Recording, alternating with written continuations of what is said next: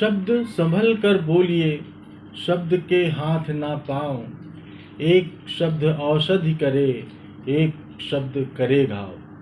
8 फरवरी 2025 की रात 9 बजे के आसपास YouTube पर एक वीडियो अपलोड किया जाता है। वीडियो अपलोड करते हैं मशहूर यूट्यूबर समय रैना। दरअसल उनका एक कार्यक्रम आता है, एक शो आता है और शो का नाम है इंडियाज़ गॉट टैलेंट। इस शो को बनाया गया था लगभग 1.25 घंटे के आसपास का शो होता है। इस शो को सिर्फ वही लोग देख सकते हैं जिन्होंने उस चैनल को मेंबरशिप ले रखी है या फिर सब्सक्रिप्शन लिया हुआ है। बाकी आम लोग इसे नहीं देख सकते।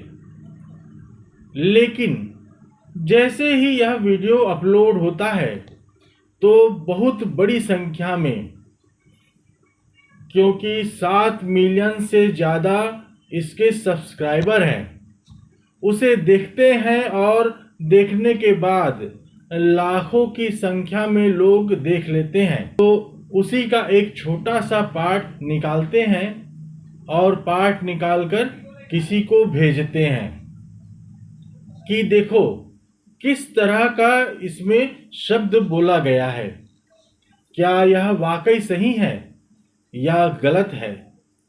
इस तरह की बातें जब लोगों ने एक दूसरे से करना शुरू किया तो धीरे धीरे यह वीडियो सोशल मीडिया पर वायरल हो जाता है। दरअसल इसमें जज बने हुए 4-5 लोग हैं। उनमें से ही एक व्यक्ति होता है और एक व्यक्ति प्रतिभागी से सवाल करता है।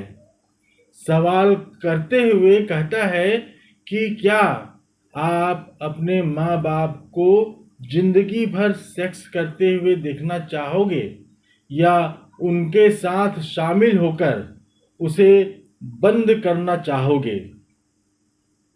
इस तरह की बातें जो शो का मालिक है, एक तरह से कह सकते हैं, उसने कहा कि तुम कैसी बातें कर रहे हो। उसे रोकने की कोशिश भी की लेकिन वो रुकता नहीं और बाकायदा अपनी बात कहकर तालियां बजाना शुरू कर देता है। 8 फरवरी को ये वीडियो अपलोड होता है। 9 फरवरी को ये लोगों के मोबाइल में इसका जो कटा हुआ पार्ट था, एक जो छोटा सा पार्ट था, वो वायरल होना शुरू हो जाता है और देखते ही देखते 10 फरवरी 2025 को यह देश के जानी मानी हस्तियों के पास पहुंच जाता है। जिसने भी यह वीडियो देखा उसका खून खौल जाता है। हर व्यक्ति सिर्फ एक ही बात कर रहा था कि इसके खिलाफ कार्रवाई क्यों ना हो। अब देखते ही देखते पुलिस हो, प्रशासन हो, शासन हो, सरकारें हो, हर कोई इसी बारे में चर्चा करना शुरू कर देता है। आज की इस कहानी के माध्यम से जानने की कोशिश करते हैं कि आखिरकार यदि इस व्यक्ति के ऊपर कार्रवाई होती है तो क्या क्या कार्रवाई होगी और साथ ही आखिरकार इसने जो शब्द बोला है वह शब्द कहाँ बोला और क्यों बोला, कब बोला। इसके बारे में आज पूरी कहानी के माध्यम से जानने की, समझने की कोशिश करते हैं। नमस्कार, स्वागत है आपका ऑनलाइन बुलेटिन में। मैं हूं आपके साथ सचिन खुदशा और आप देख रहे हैं क्राइम स्टोरी में कहानी आज की कहानी में जो सच्ची घटना मैं आपको सुनाने जा रहा हूं, ये सच्ची घटना है महाराष्ट्र की राजधानी मुंबई से। मुंबई का एक इलाका है खार में ही एक स्टूडियो बना हुआ है जहां पर अलग अलग शूटिंग वगैरह होती है। कई दिन पहले एक मशहूर यूट्यूबर जिनका नाम समय रैना है, और मशहूर यूट्यूबर ने अपना एक कार्यक्रम बनाया हुआ है, इजाद किया हुआ है, जिस पर कॉमेडी की जाती है, और उस कार्यक्रम का नाम रखा है इंडियाज गॉट टैलेंट। दरअसल इसमें देश भर के अलग अलग हिस्सों के लड़के लड़कियों को शामिल किया जाता है। बाकायदा उनका इंटरव्यू लिया जाता है और उन्हें अपने इस शो में 90 सेकंड का समय दिया जाता है। 90 सेकंड के अंदर उन्हें कुछ ऐसा करना होता है जिसे करके वो अपने अंदर की छिपी हुई प्रतिभा को, टैलेंट को दिखा सके, और दिखाकर फिर उसका वीडियो ये अपलोड कर देते हैं। और यूट्यूब सहित अलग अलग प्लेटफॉर्म पर फिर उस ग्रामीण प्रतिभा या शहरी प्रतिभा वाले ऐसे लोगों को समाज के अंदर से निकालें जिन्हें कभी मौका नहीं मिल पाता है। कुछ इसी तरह की इनकी सोच तरह का एक प्रोग्राम इन्होंने इजाद किया, लेकिन प्रोग्राम कम, इसमें भद्दी भद्दी बातें, भद्दी भद्दी गालियां, इसी तरह की बातें ज़्यादा होती हैं। जब यह प्रोग्राम शूट किया जा रहा था, जो वायरल होता है, जिसका हिस्सा बहुत ज़्यादा खराब है, उसमें जज की भूमिका में मशहूर यूट्यूबर जसप्रीत सिंह आए थे। आशीष चंचलानी, अपूर्व माखीजा, समय रैना, रणवीर इलाहाबादिया शामिल थे। अब इसमें बातचीत का सिलसिला चल रहा था। अब एक प्रतिभागी होता है, एक प्रतिभागी जैसे बातचीत कर रहा था, तभी इसमें मशहूर यूट्यूबर जिसका नाम रणवीर इलाहाबादिया है, उसने एक सवाल किया, और उस यूट्यूबर ने उस व्यक्ति से, जो उस प्रतिभागी से कहता है कि क्या आप अपने माँ बाप को जिंदगी भर सेक्स करते हुए देखना चाहोगे, या उनके बीच शामिल होकर उसे बंद करना चाहोगे। इस तरह की बातें की। अब ये जो मालिक है, जो इसका शो का मालिक समय रैना, वो कहता है कि किस तरह की बातें कर रहे हो। वह रोकने की भी कोशिश करता है, हालांकि उसने पुरजोर तरीके से रोकने की कोशिश नहीं की, जो शायद उसे करनी चाहिए थी, बल्कि रणवीर इलाहाबादिया अपनी ही बात कहकर ठहाके लगाकर हंसने लगता है। और हद तो तब हो जाती है जब भीड़ का एक हिस्सा, यानी कि पब्लिक, जो दर्शक वहां मौके पर बैठे हुए हैं, वो भी ठहाके लगाकर हंसने लगते हैं। या तो लोगों को बात समझ में नहीं आई, या फिर वहां बैठे लोगों ने सिर्फ इस बात का समर्थन किया था, लेकिन जैसे ही वीडियो अपलोड होता है, उसके बाद फिर लोग समर्थन नहीं करते हैं। हद तो तब हो जाती है जब समय रैना इस वीडियो को अपलोड भी कर देते हैं। अपलोड इन्हें शायद नहीं करना चाहिए था, क्योंकि जब यह रणवीर इलाहाबादिया इस बात को बोल रहा था, उसे बीच में इसने रोकने की कोशिश की, जब उसे पता था कि कितना गंभीर विषय है, यह कितना गंभीर हो सकता है, लोगों का यह बात खराब लग सकती है, तो शायद उतना पार्ट काट के हटा दिया जा सकता था। लेकिन ना केवल इस वाले पार्ट को, बल्कि एक लड़की ने भी बाकायदा एक बहुत भद्दी बात कही थी। मैं उस बात को इस चैनल के माध्यम से, इस कार्यक्रम में जिस तरह की बातें हुई थी वह नहीं कह सकता। 2 वीडियो अपलोड होती हैं, लेकिन जब माँ बाप की बात सीधे कही जाती है तो रणवीर इलाहाबादिया को लोग टारगेट करना शुरू कर देते हैं। अब यह वायरल होना शुरू हो जाते हैं। 8 तारीख को वीडियो अपलोड होता है और 9 फरवरी 2025 को लोगों के मोबाइल में यह वायरल होना शुरू हो जाता है। 10 फरवरी को यह हर किसी के पास पहुंच जाता है तो लोगों ने आवाज उठाने शुरू कर दी। अब ये लोग जानने लगते हैं कि आखिरकार रणवीर इलाहाबादिया कौन है। दरअसल महाराष्ट्र की राजधानी मुंबई में ये पैदा होते हैं 2 जून 1993 को, और नामी स्कूलों में जैसे धीरूभाई अंबानी इंटरनेशनल स्कूल में इनकी स्कूलिंग होती है।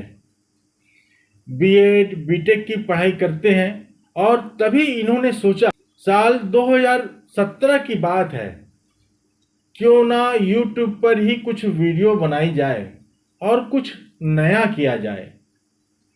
2017 की बात है, ये 22 साल की उम्र में थे तब इन्होंने अपना करियर शुरू किया और धीरे धीरे करके ये अपने चैनल का दायरा बढ़ाते गए। 7 चैनल इन्होंने खड़े कर दिए। अगर मैं रणवीर इलाहाबादिया शो की बात करूं तो उस शो पर 10 मिलियन से ज़्यादा सब्सक्राइबर हैं। साथ ही 400 करोड़ से ज़्यादा बार इनके चैनल को देखा गया है। और जो इनकी इनकम है, अगर इनकी इनकम की बात करें, जो अलग अलग प्लेटफॉर्म पर यानी कि सोशल मीडिया के माध्यम से जो पता चलती है, लगभग 35 लाख रुपए प्रति महीना ये कमाते हैं और 58 करोड़ रुपए की लगभग इनकी नेटवर्थ है। ये मेन काम है इनका पॉडकास्ट करना, और देश के जाने माने पॉडकास्ट करने वाले हैं, यूट्यूबर हैं रणवीर इलाहाबादिया। बताते चलें कि अजय देवगन हो, अक्षय कुमार हो, टाइगर श्रॉफ हो, रोहित शेट्टी हो, नवाजुद्दीन सिद्दीकी हो, कीर्ति सेनन हो, दिलजीत दोसांझ, हनी सिंह, तृप्ति ढिमरी, जानवी कपूर, करीना कपूर जैसी बड़ी बड़ी बॉलीवुड की हस्तियों के इन्होंने इंटरव्यू किए हैं, उनकी जिंदगी से जुड़े सवाल किए हैं और ऐसी चीज लोग देखना पसंद करते हैं। यही नहीं, जो मशहूर लोग हैं, चाहे वे विकास दिव्य कीर्ति हो या फिर देवी चित्रलेखा, जो कथा व्यास पर कथा सुनाती हैं, बहुत मशहूर हैं। मशहूर यूट्यूबर ध्रुव राठी का भी इन्होंने इंटरव्यू किया है। उनकी निजी जिंदगी के बारे में पब्लिक को बताने की कोशिश की है। कुमार विश्वास, जो कि देश के जाने माने कवि हैं, साथ ही विदेश मंत्री एस जयशंकर, जो अभी हाल ही में उनका नाम देश भर में बहुत ही ज़्यादा चर्चाओं में रहा था। जिस तरह से अमेरिका से भारत के कुछ ऐसे लोग जो अवैध रूप से अमेरिका चले जाते हैं, तो उन लोगों को उनके हाथों में हथकड़ी और पैरों में जंजीर पहनाकर उन्हें अपनी ही मिलिट्री के विमान से जब भारत भेजा गया, तो यूट्यूब हो या नेशनल टेलीविज़न हो, हर जगह इनकी चर्चा शुरू हो जाती है कि विदेश मंत्री आखिरकार इस मामले में क्या कर रहे हैं। तो इन्होंने विदेश मंत्री का भी इंटरव्यू किया। स्मृति ईरानी को कौन नहीं जानता। स्मृति ईरानी जो बहुत मशहूर हैं राजनीति में, और वह पहले धारावाहिक में भी आया करती थीं। साथ ही राजीव चंद्रशेखर हैं, पीयूष गोयल जो कैबिनेट मंत्री भी हैं। तो इतने मशहूर लोग, चाहे वे राजनीति से जुड़े हों, चाहे वे हॉलीवुड से जुड़े हों, या चाहे वो बॉलीवुड से जुड़े हो, या फिर एस्ट्रोलॉजर, या फिर समाज सेवी हो, जो बहुत ज़्यादा मशहूर हैं, ऐसे लोग इनके यह पॉडकास्ट करते रहे हैं। और यह रणबीर इलाहाबादिया एक बहुत बड़ा नाम है यूट्यूब की दुनिया में। तो ऐसे ही नाम इनका बढ़ता गया। तो ऐसे ही बात है मार्च 2024 की। दिल्ली में एक प्रोग्राम चल रहा था और प्रोग्राम के अंदर देश के बहुत बड़ी संख्या में यूट्यूबरों को आमंत्रित किया गया था। उन्हें बुलाया गया था ताकि उन्हें सम्मानित किया जा सके। मंच पर खड़े हुए हैं भारत के यशस्वी प्रधानमंत्री नरेंद्र मोदी जी। नरेंद्र मोदी ने इस रणबीर इलाहाबादिया को बुलाया, इससे बातचीत की। उन्होंने कहा, हालांकि मैं आपके कार्यक्रम को नहीं देखता हूं, लेकिन जिस तरह से आप करते हैं बहुत अच्छा करते हैं, और आप हेल्थ के बारे में, अपनी फिटनेस के बारे में बताते हैं, तो आप भी बताइए। वो कहते हैं, सर मैं चाहता हूं कि मैं आपका भी एक पॉडकास्ट करूं। उसके बाद उनको सम्मानित किया जाता है और इनको एक अवार्ड दिया जाता है, और उस अवार्ड का नाम होता है national creator award. National creator award से जब इन्हें सम्मानित किया जाता है तो वाकई एक बहुत फक्र की बात होती है किसी भी यूट्यूबर के लिए, और जिसकी उम्र बहुत कम हो, जिसको अरबों लोग देख रहे हो, और जिसके करोड़ों लोग चाहने वाले हों, जिसके मुंह से निकली हुई आवाज़ के बाद फिर ना जाने कितने लोग इन्फ्लुएंस हो जाते हैं। ऐसे लोगों को इस तरह के अवार्ड मिलने के बाद, कितना बड़ा नाम होने के बाद बचना चाहिए, अपनी लाज बचानी चाहिए। कहीं ऐसी बात नहीं करनी चाहिए, कहीं ऐसे कोई शब्द नहीं बोलने चाहिए। लेकिन जिस तरह से समय रैना के शो पर आकर इन्होंने एक प्रतिभागी से बातचीत की, उसके माँ बाप के बारे में इतना भद्दा कमेंट किया, उसका कुछ पार्ट जैसे सोशल मीडिया पर वायरल हो जाता है, तो उसके बाद फिर लोगों का गुस्सा इस तरह से बढ़ जाता है कि बस लोग जैसे जैसे सुन रहे थे वैसे वैसे इसको बुरा भला कहना शुरू कर देते हैं। मशहूर राइटर है, मशहूर स्टोरी टेलर हैं नीलेश मिश्रा। जब उन्होंने एक पर एक ट्वीट किया और बड़ा लंबा चौड़ा इन्होंने इस पर लिखा कि अभिव्यक्ति की आज़ादी का मतलब यह नहीं कि आप कुछ भी परोसें, ये बहुत गलत है। ऐसे ही एक बहुत मशहूर राइटर हैं और वे शायद गीतकार भी हैं, मनोज मुंतशिर।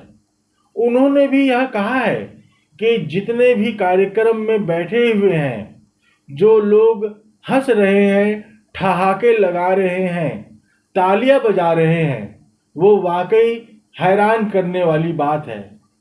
जब ये बोलते हैं तब उसके जो चैनल का मालिक होता है वो कहता है कि क्या बकवासबाजी कर रहे हो, लेकिन वो इतना बोल के शांत हो जाएगा, लेकिन वीडियो अपलोड कर देता है। उसके बाद जो यहाँ पर बैठे हुए हैं वे यह बातें सुन रहे हैं, दर्शक वहां बैठकर ठहाके मारकर हंसते हैं। उन्हें इस बात की, इस विषय की गंभीरता पता ही नहीं कि रणबीर इलाहाबादिया ने कितनी भद्दी बात कही है। तो वाकई मनोज मुंतशिर ने जो बात कही वो वाकई अच्छी बात कही है। उन्होंने कहा कि पूरी टीम के खिलाफ एफआईआर होनी चाहिए और पूरी टीम के खिलाफ कड़ी से कड़ी कार्रवाई भी होनी चाहिए। पत्रकारों ने महाराष्ट्र के मुख्यमंत्री देवेंद्र फडणवीस को पूछा कि आप यहाँ के रहने वाले एक व्यक्ति हैं, रणवीर इलाहाबादिया, जिनका नाम बहुत मशहूर है, आप उनके बारे में क्या कहेंगे, जिन्होंने इस तरह का भद्दा कमेंट किया है। तो महाराष्ट्र के मुख्यमंत्री देवेंद्र फडणवीस ने कहा कि ये वाकई में बहुत गलत है।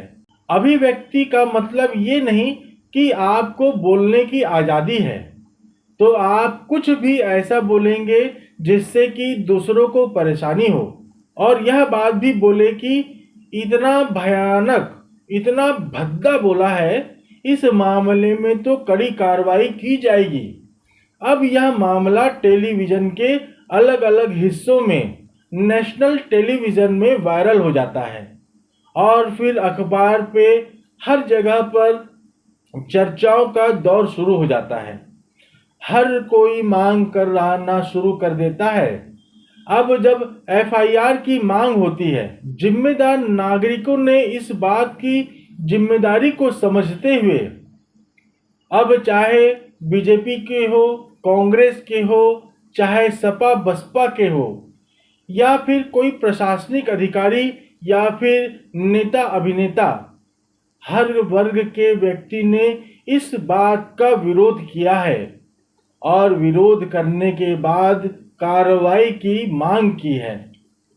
एक वकील ने तो बाकायदा मुंबई के पुलिस कमिश्नर को एक शिकायत भी भेजी। साथ ही राष्ट्रीय मानव अधिकार आयोग ने इसे स्वतः ही संज्ञान लिया और वीडियो को हटवाने की बात भी कही है।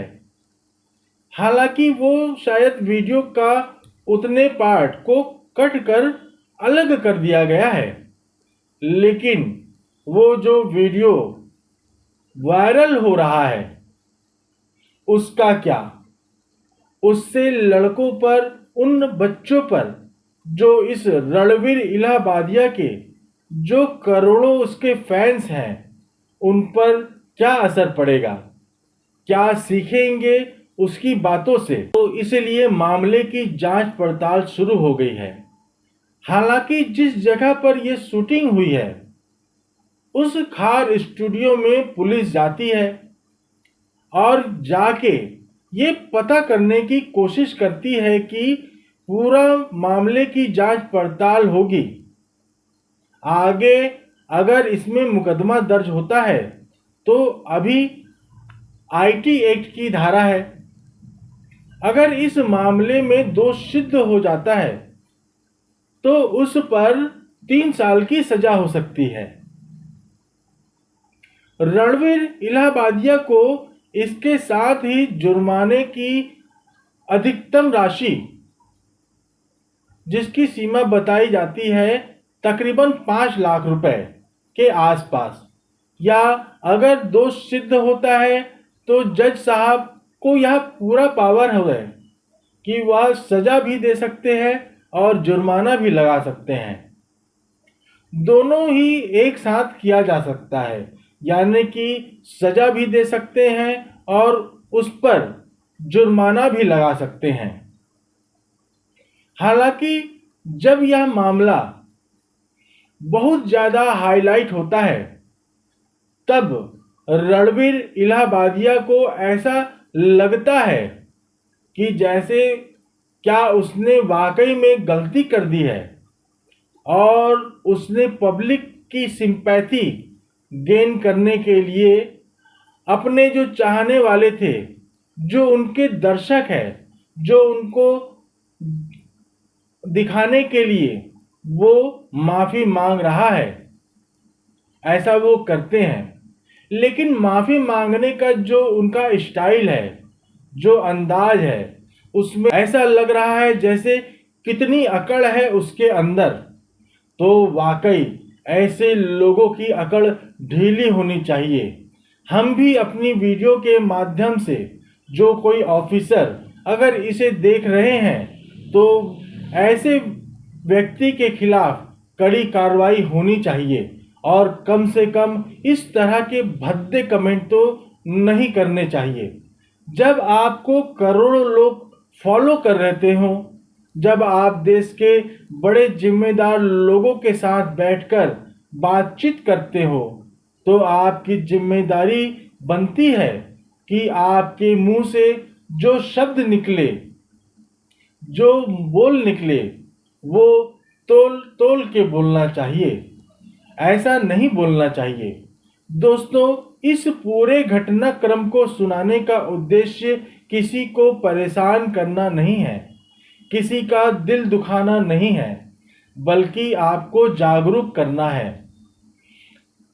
आपको सचेत करना है और यह बताना है कि जो भी बोलो पहले तोलो, फिर उसके बाद मुंह से बोलो।